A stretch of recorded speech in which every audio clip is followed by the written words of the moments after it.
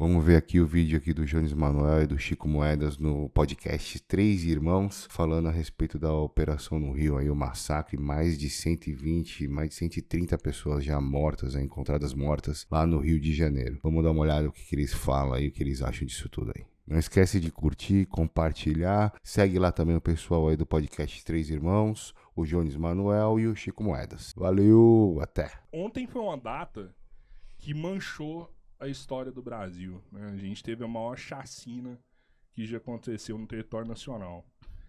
E você vive no Rio de Janeiro, né? Com todas essas injustiças, com todas essas desigualdades que você vê no Rio o tempo todo, você acredita ainda que a gente pode mudar o Brasil pelas vias eleitorais? Bicho, eu acho difícil, sinceramente, assim. Eu acho que os mecanismos que se tem hoje o sistema, assim, realmente não vão permitir com que isso aconteça, né? Se chegar, né, que já é muito difícil, eu acho que alguma coisa acontece para que, de fato, não se possam haver mudanças, né? O Rio de Janeiro é isso, assim, né? É essa complicação. A gente estava conversando aqui fora um pouco, né? E você tem dois Rios de Janeiro, né? Você tem a Zona Sul e você tem o resto do Rio de Janeiro, que é onde realmente é o Rio de Janeiro e as coisas acontecem, né? Pela Zona Sul, você não vai ver isso que tá passando nos noticiários, né? Você tem uma vida muito mais tranquila e coisa e tal. Passou o túnel, chegou na Tijuca, você já começa a ver tudo, né? Tijuca, que é intitulado, né, o melhor lugar da Zona Norte, né? Justamente por estar mais próximo da Zona Sul. Então, assim, realmente, assim, cenas absolutamente lamentáveis, né? Cenas de guerra, né? Se você pega as cenas pra ver, são cenas de guerra que estão acontecendo, né? E é desesperador, né? Pessoas que são, bom, eu sou do Rio, sou de, na verdade, Niterói, então tem uma ponte de diferença ali, e eu venho pra cá, peguei um avião, vim pra cá, né? Hoje eu fico me perguntando, essas pessoas que estão próximas a essa situação que tá ocorrendo, qual é a liberdade delas sair de casa, né? Qual é a tranquilidade que elas têm pra poder viver minimamente, né? O cara tem medo de abrir a porta de casa, ele tem medo, ele tá vivendo num estado de alerta, né, que é muito violento.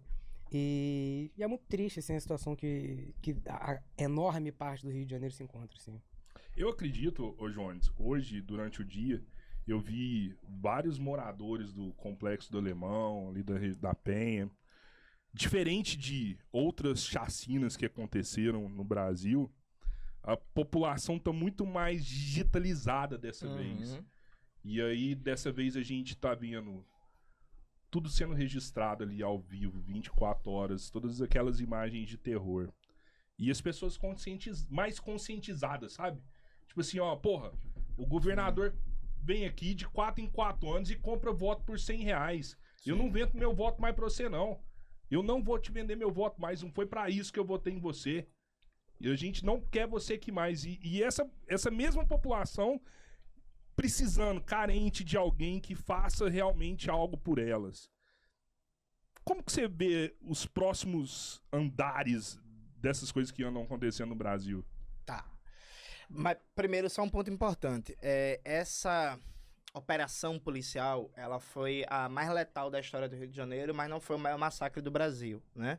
Teve, por exemplo, o massacre de 2006, aqui em São Paulo, que matou mais de 500 pessoas. Inclusive, lembra? Em 2006, finalzinho do governo Alckmin, que teve um confronto entre a polícia e o PCC, e que terminou com mais de 500 pessoas mortas, quase 600. Lembra não? Não lembrava disso. Pronto. Então não é o maior massacre.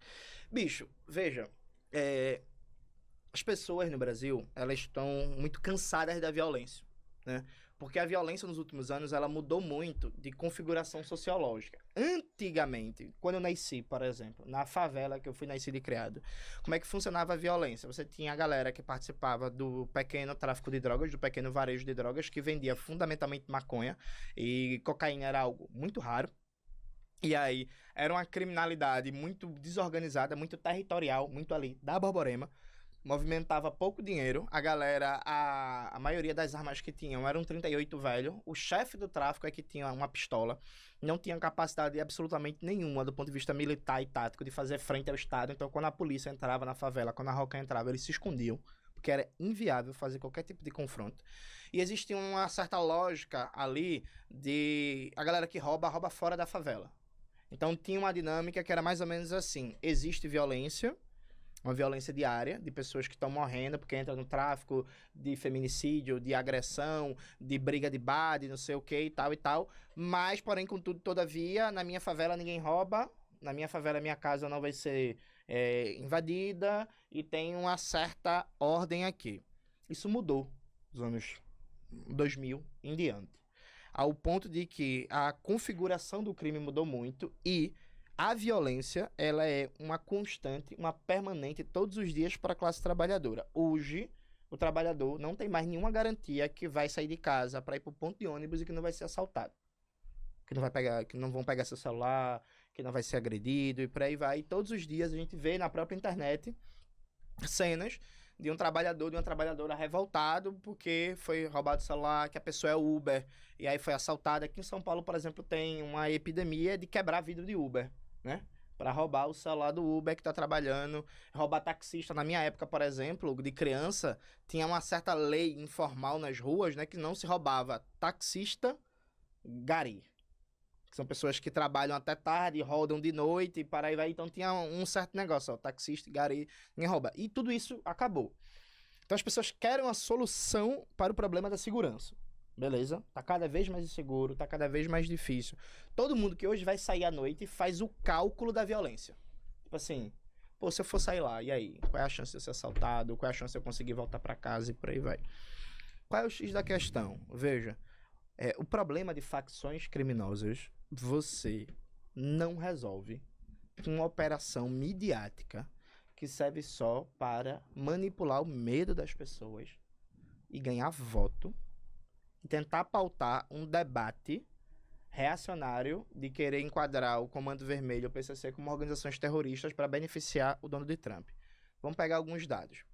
A operação, Chico, era para dizer para cumprir 100 mandados de busca e apreensão. Quantos foram cumpridos? Hoje ninguém debate isso.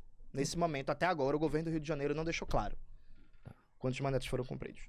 Ah, não, o governo do Rio de Janeiro conseguiu apreender 90 e tantos fuzis. É irrelevante. As estimativas médias das próprias autoridades é que na Penha e no Alemão tem quase 2.000 fuzis. A gente está falando menos de 10%.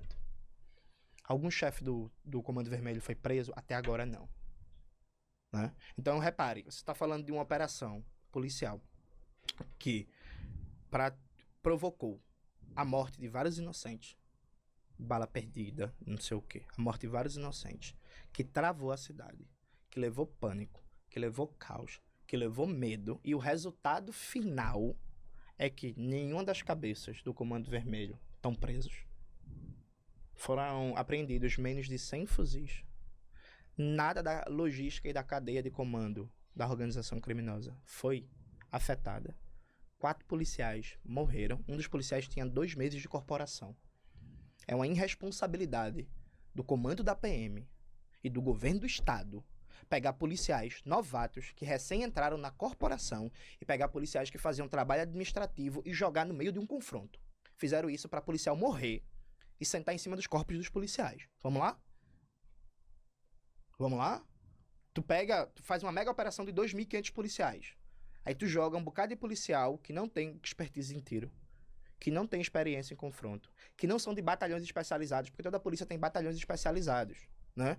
Que tem mais prática de enfrentamento, que tem treino de tiro, que tem uma preparação específica, que tem um preparo tático para situações como essa. A partir do momento que você faz uma operação com 2.500 policiais, consequência prática disso, você bota policiais novatos, policiais em rotina burocrática. O governo do estado não fez nenhum planejamento. Por exemplo, tu tá trabalhando no serviço interno. Eu vou te colocar numa operação gigantesca para tu enfrentar uma facção criminosa muito bem armada. E aí, o governo do estado, por exemplo, fez um levantamento dos seus últimos testes de tiro para saber se tu tá tirando bem? Absolutamente nada. Então pegou pessoas que não tinham treino suficiente para isso, botou para morrer. E só morreu 4 policiais, por sorte. Mas tem vários policiais que estão internados. Vários policiais feridos. Então, sentou em cima dos caixões dos PMs para fazer politicagem. E no final, sabe o que? O Comando Vermelho se enfraqueceu? Absolutamente nada. E aí, vamos lembrar. Quem é mais jovem? O Rio de Janeiro, isso acontece há 30 anos seguidos. 30 anos seguidos. Se faz uma mega operação, uma operação midiática, que o governador paga de machão, diz que tá combatendo o crime, diz que é o cavalo do cão, entrega um bocado de corpos, entrega 20, 30, 40 fuzis e tal. No dia seguinte, tudo segue do mesmo jeito. Esse mesmo governador foi o que fez o Jacarezinho, né? Jacarezinho que matou 33 30 pessoas. né? E aí, se tu for voltar no tempo, o Witzel fez isso, o Cabral fez isso, o Pezão fez isso, e por aí vai. O Marcelo Alencar, governador do Rio de Janeiro, há mais de 20 anos atrás, do PSDB, ele criou a gratificação faroeste, porque tem gente tá dizendo que a grande inovação para a segurança pública é matar todo mundo, que é a gratificação faroeste. A polícia ganhava mais pelo número de pessoas que ela matava. No passado, o Eduardo Paes e o Bolsonaro defenderam grupos de extermínio no Rio de Janeiro, e o Bolsonaro tem um discurso dele na Câmara dos Deputados dizendo que os grupos de extermínio da Bahia podem vir para o Rio de Janeiro, que eles são bem-vindos. Reduziu a violência. Então, assim, veja, não faz sentido você... Primeiro, não faz sentido você cumprir 100 mandados de busca e apreensão ao mesmo tempo de peixes pequenos e médios. E aí o pressuposto é, você vai pegar peixes pequenos e médios para colher informação. Para colher informação, a galera tem que estar viva, né? Porque até onde eu sei, morto não fala. Então, para quem tá dizendo assim, tem que matar mesmo, bandido bom é bandido morto, prendeu, matou. Beleza, a partir do momento que você mata uma pessoa que é faccionada, o pressuposto da coisa é que ele não vai falar. Não tem como tirar a informação de quem morreu, né? E aí, a estrutura econômica, a cadeia logística de comando da facção segue igual, ela vai continuar funcionando e vai recrutar mais gente. Aí, semana que vem, a gente vai ver as mesmas cenas. A próxima semana. E aí, veja, aí alguém emocionado vai pensar, tá defendendo um bandido. Não. Eu tô defendendo algo que funcione. Uma operação como essa, ela é uma operação meramente midiática para ganhar apoio, pagar de chefão do crime, pagar de chefão, aliás, que está combatendo o crime, para ganhar apoio eleitoral. Porque a pergunta bem simples é o seguinte, Robertinho. Se fabrica cocaína no Brasil? Não. Como é que chega a cocaína? É que hoje o principal fonte de receita de comércio ilegal de drogas é cocaína. Como é que chega a cocaína no Brasil para parar no Morro da Penha, no Alemão? Pergunta 1. Pergunta 2. Se fabrica fuzis no Brasil? Fabrica. O Brasil tem indústria de armas. Mas não é o mesmo que tá lá, né? Mas aí presta atenção. A CPI do tráfico de armas revelou que a maioria das armas na mão do crime organizado saem do próprio Estado. Da polícia e das Forças Armadas. A maioria das armas na mão do crime organizado saem do próprio Estado. E algumas armas são importadas, principalmente de Israel, dos Estados Unidos e da Bélgica. Eu quero saber como que desgraça um fuzil sai da Bélgica e para no Morro dos Estados Unidos. Tem uns condomínios de luxo lá no Rio. Para coordenar essa logística de comércio transnacional de drogas e de arma, precisa ter uma infraestrutura financeira de lavagem de dinheiro fuderosa. Aí vamos ver quem é que coordena a lavagem de dinheiro. Para tudo isso funcionar, é preciso de corrupção de agentes do Estado, porque não existe poder paralelo. Isso é uma mentira. Não existe poder paralelo. Olha. Isso é uma mentira. Todo crime organizado está imbricado com o Estado. O Estado organiza a violência e organiza o crime. Então, a maior operação de enfrentamento ao crime organizado no Brasil foi recentemente a Carbono Oculto, que gerou um prejuízo bilionário ao PCC e que não disparou um tiro.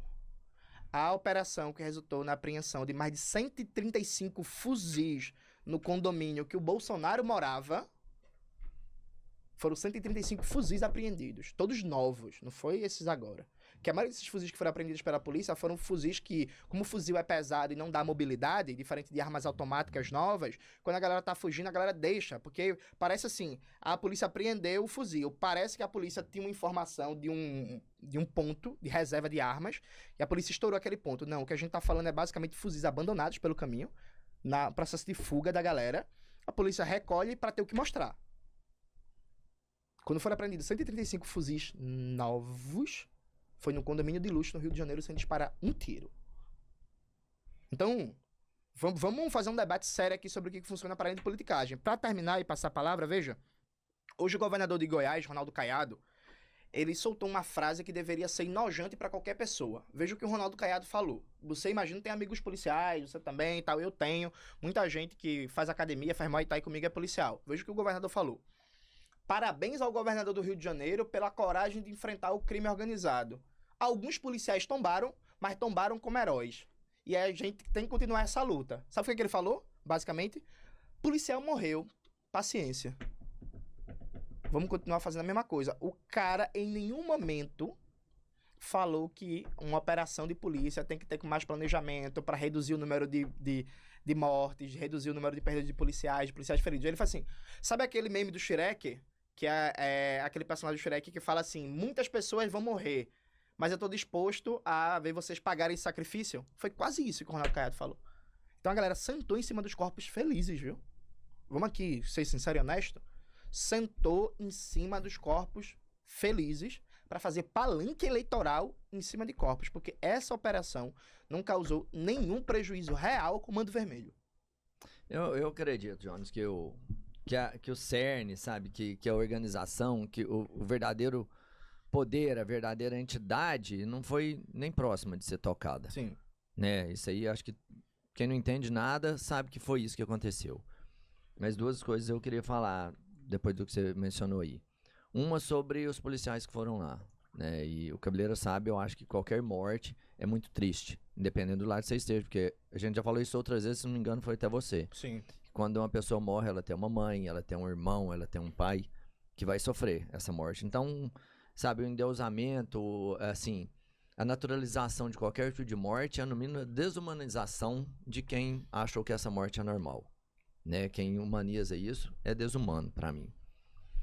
Mas eu tenho que pensar aqui, e aí entendendo que é uma estrutura da polícia hoje. Se sobe um policial com 2 meses para lá, com certeza teve um erro. Mas do que eu sei até hoje é que a polícia, antes de vir para o efetivo, ela é treinada até chegar no momento de vestir a farda, por exemplo. Ela não sai com 2 meses, ela teria talvez, sei lá, 6 meses de treinamento e 2 meses dentro da corporação. Não acho que seria uma falha tão idiota. Nesse ponto, você põe uma criança para responder uma prova do colegial. O Robertinho, tem um treinamento geral da polícia. Que toda pessoa que passa na prova da corporação faz o treinamento geral da polícia. Tem alguma coisa desse sentido. A polícia tem grupos táticos específicos. Então, por exemplo, a ROCAM é um grupo específico. Você passa por um treinamento específico para ser da ROCAM. Você tem os grupos, por exemplo, de combate a sequestro. Você tem grupos táticos especializados. Então, você tem grupos que são treinados, para além do treinamento geral que todo policial passa, para situações de enfrentamento. Então, tem eu toda vez esqueço o nome, é o CIASEC, é um grupo tático especializado da Polícia Militar para enfrentar quadrilhas criminosas no sertão. Então, eles têm treinamento específico para aquele território, para aquela área, para o tipo de munição, o tipo de perigo que eles vão enfrentar. Um policial que tenha 2 meses na corporação, ele só passou pelo treinamento geral. Entendi.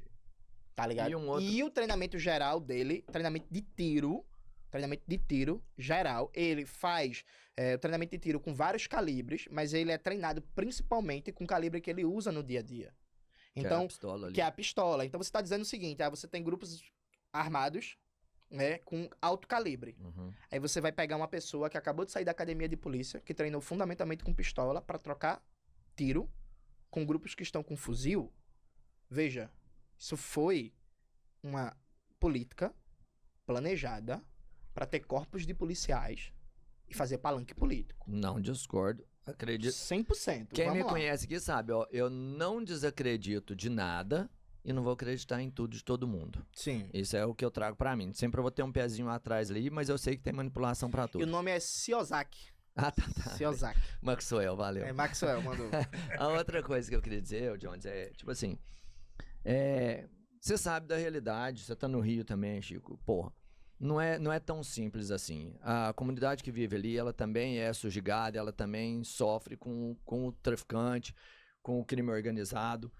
Ele já tá lá na Faria Lima, começa a incomodar muita gente grande, acho que talvez até por isso alguma exemplificação, não, vamos mostrar que não dá pra chegar aqui do lado da minha casa e mexer com o meu dinheiro também, porque ele já tá mexendo lá em cima. Talvez seja um motivo da retaliação, não sei. É só uma imaginação minha, louca. Mas o fato é que o pobre, o menor, esse é o que sempre mais sofre. Seja com o tiro, seja com a educação, seja com a falta de acesso que o tráfico também causa. Porque, sério, quando ele faz uma barricada que passa ali, não é só a polícia que não entra mais.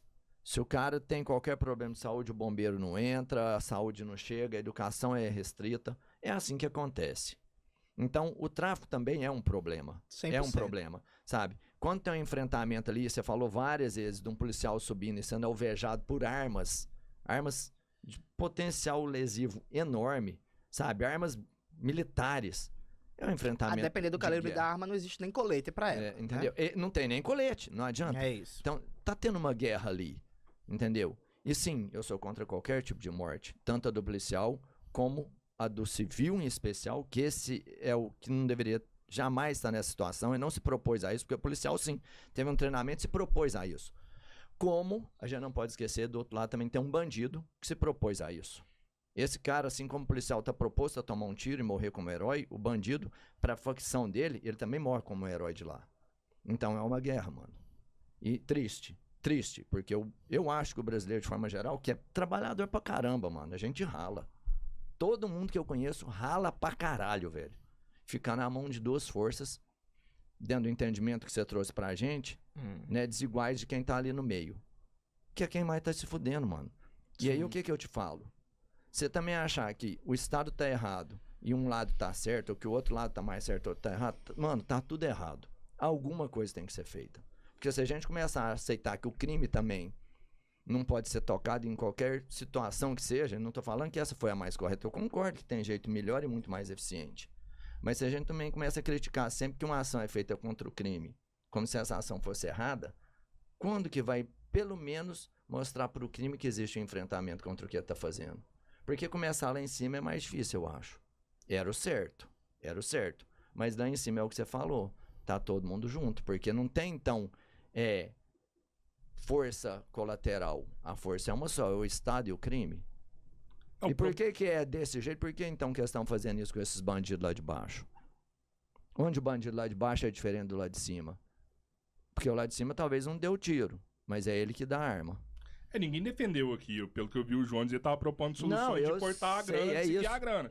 O Jones fez um trem muito foda que eu vi você falando. O problema, Robertinho, que a hora que muita gente tem esse discurso de enfrentar o crime. Hoje eu vi um vídeo, por exemplo, vindo lá do MBL, do líder do MBL, falando assim, matou pouco, tem que matar mais. Matou pouco, tem que matar mais. Morte. Eu não concordo. É isso que ele tá falando. Nem de um lado, nem do outro. Todo dia ele abre um vídeo e fala assim, matou pouco, tem que matar mais. Tá errado o exemplo dele. Olha aqui, esse cabelo aqui é igual o cabelo do Oruan. É o Oruan incentivando, esse cara tem que estar preso. Das mais de 130 mortes, ninguém tem provas de que quem só morreu foi bandido, gente. Vamos ser responsáveis, porque inclusive... Jamais. Foi descoberto vários corpos, inclusive corpos sem cabeça, né? Corpos sem cabeça e vários corpos, inclusive, com mãos amarradas, com tiro de fuzil no rosto, que não dá pra identificar. Então, assim, o Estado brasileiro não sabe o nome de todo mundo que foi assassinado. Não dá pra dizer que só matou bandido. E já tem documentado vítima de bala perdida, uma mulher que estava numa academia malhando e levou um tiro, uma pessoa em situação de rua que morreu, e um trabalhador que estava voltando do trabalho e morreu, documentado. Isso já está posto. E aí, veja, e aí peço desculpa por monopolizar um pouco a fala, mas qual é a questão? Tá querendo ouvir o Chico, qual é a questão? O Chico não quer falar, até o advogado dele tá ali, ó. Qual é a questão? O único que pode falar aqui é o Chico, tá bom advogado, né? A gente se ferrando aqui nas colocações. Ficar contra tomar atitude contra o crime. Tem que tomar atitude contra o crime. Agora tem que tomar atitude certa. E aí vamos falar de maneira bem rápida, bem telegráfica.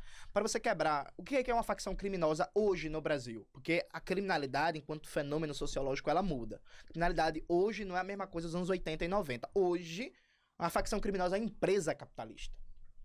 Uma empresa que movimenta bilhões. Você quebrar uma empresa capitalista que funciona a partir da regulação armada, você precisa atuar em 3 níveis diferentes. Qual é o primeiro nível? É o principal. Como toda empresa, ela não funciona sem fluxo de caixa. E como é uma empresa que funciona a partir da regulação armada das suas disputas, ela não funciona sem dinheiro e sem arma. Você quer combater crime organizado, você precisa acabar com o fluxo de dinheiro, você precisa acabar com o fluxo de armas. Aí vem um problema. Um país do tamanho do Brasil, a Polícia Federal tem um contingente ridículo para fazer o policiamento e a investigação do tráfico internacional de drogas e armas. Primeiro problema. Hoje, com o efetivo, se não me falha a memória, inclusive, acho que o efetivo nacional total da Polícia Federal é só de 11 mil homens. Tentando citar esse dado de cabeça. Maxwell, busca aí para mim, mas eu tenho certeza que é menos de 20 mil. Para um país de 210 milhões de habitantes. Então, já tem um problema aqui, certo? Segundo problema, não existe no Brasil nenhuma estrutura efetiva de combate à lavagem de dinheiro.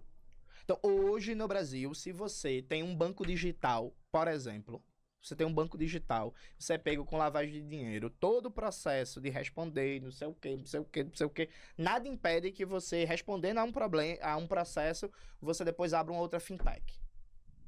Não há, inclusive, uma efetiva regulação do mercado financeiro no Brasil. Hoje, se o Bradesco for pego lavando dinheiro para uma empresa que atua no tráfico, ou então de maneira cruzada, né? Lavando dinheiro para a empresa que faz um serviço especializado para o tráfico, não vai acontecer nada com o Bradesco, objetivamente. E o processo vai ficar rodando em várias instâncias. Então, hoje no Brasil não existe nenhuma política efetiva de combate à cadeia financeira e logística de armas e dinheiro das facções criminosas. Sem matar isso, você não mata a capacidade de recrutamento de gente. Você não mata a capacidade de suborno. Você não mata a capacidade de vazar, inclusive, informações. Porque quando vem essas operações, as lideranças já sabem, viu? E aí o pressuposto, inclusive, do acordo do suborno é que as lideranças sabem, as lideranças saem e o bucha fica. Né? É por isso que raramente uma operação como essa se prende a algum cabeça de organização. Aí você tem a segunda perna. A segunda perna que é o policiamento ostensivo. Só que aí, veja, meu querido, o policiamento ostensivo, que é o policiamento no dia a dia, no território, para ele ser feito de maneira correta, o pressuposto é que a gente tem que mudar radicalmente a forma como a polícia funciona, que ela é controlada para combater a corrupção na polícia. E aí se cria essa coisa do policial herói, é um discurso ruim, porque se nega que objetivamente a maioria das armas que param na mão do crime organizado param saindo do exército e da polícia. Falta controle social, falta transparência, falta controle externo ao trabalho de polícia. E pela Constituição brasileira, quem deveria fazer esse controle externo é o Ministério Público. O Ministério Público não faz isso bem. Então não dá pra gente fazer um debate a sério sobre enfrentamento às facções se a gente combater a violência, a corrupção policial e a corrupção nas organizações do Estado brasileiro. Porque muito se falou do drone jogando bomba, né? Quem ensinou aquilo ali foi um militar da Marinha. Quem dá treinamento militar para as facções criminosas no Rio de Janeiro são ex-militares.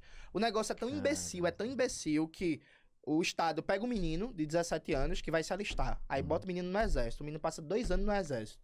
Aprende modelo tático de combate, aprende a atirar com fuzil, aprende a usar granada. Depois de 2 anos, ele é liberado do exército e fica na rua. Não tem acompanhamento nenhum. Não existe hoje no Estado brasileiro nenhuma estrutura de acompanhamento, por exemplo, para um menino que passa 2 anos no exército aprendendo a atirar, aprendendo tática de combate. Depois que você sair do exército, você vai fazer o que na sua vida? Aí chega o crime e fala assim: ei, menino, tu foi pro exército, sabe fazer isso aí mesmo? Sabe fazer isso, né? Beleza, a gente paga 4 mil conto pra tu dar um curso aqui pra gente, 5 mil conto e tal. E é isso. E aí tem a terceira perna, que é a terceira perna que é garantir combate à desigualdade, a desemprego, a falta de escola, a falta de saúde, a falta de educação, que era, por exemplo, o projeto dos CIEPs, do Brizola, do Darcy e tal, que é pra você quebrar a cadeia de recrutamento. Agora, veja, a política do tiro porrada de bomba só fortalece a facção criminosa. Por quê? Quando o Renan Santos, do MBL, vem com esse discurso e prendeu, matou, você que é policial, você que tem policiais na sua família, saiba que ele tá estimulando a morte de policiais.